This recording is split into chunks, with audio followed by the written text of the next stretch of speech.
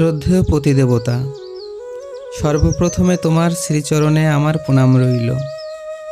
পরম করুণাময়ের অসীম কৃপায় আমরা ভালোই আছি। তবে গত 1 মাস ধরে পোস্টমাস্টারের দেখা না পেয়ে বাড়ির সবাই একটু উদ্বিগ্নে আছে। জানি না আমাদের ভুলে গিয়ে আবার নতুন করে সংসার পেতেছ কিনা। যদি পেতেও থাকো তবে বাড়ি ফেরার সময় ছোট বোনকে সাথে এনো। আমরা 2 সতীন মিলে একসঙ্গে ঘর করব। এত বড় সংসারে আমি আর পেরে উঠি না। 30 জনের রান্না করা, বাসন ধোয়া, ধান সিদ্ধ, ধান ভানা সবই আমরা জায়েরা মিলে করি। আর একজন হলে মন্দ হবে না। জানো, তোমার সেই ধবলের এবার বাছুর হয়েছে। কি সুন্দর ধবধবে সাদা, সারাদিন উঠোনে লাফালাফি করে।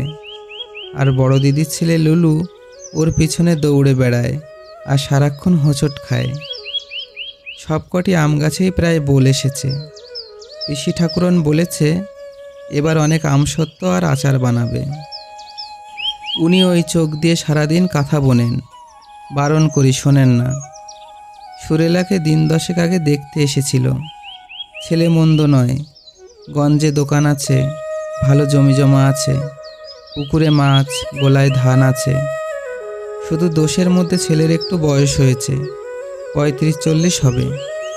কিছুদিন আগে ম্যালেরিয়া জ্বরে প্রথমা স্ত্রী গত হয়েছে। লক্ষ্মীহীন সংসার, তাই বিয়ের এত তোড়জোড়।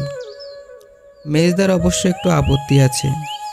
বড় দিদি বলেছে তুমি এলে পাকা কথা হবে। গত শুক্রবার জমিদার বাবু ছেলের অন্নপ্রাশন হয়ে গেল।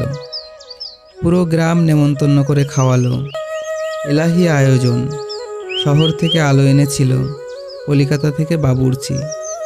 দূর দূরান্ত থেকে অতিথিদের ঘোড়ার গাড়িতে করে আনার ব্যবস্থা হয়েছিল। কত লোকের সমাগম।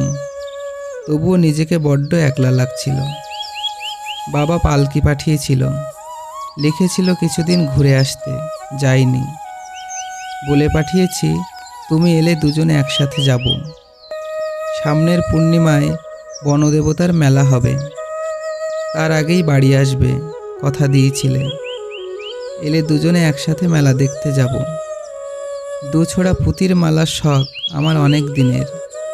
কি কিনে দেবে তো? চিঠি লিখে তোমার খবর জানিও। ইতি তোমার চিরদাসী মধুবালা।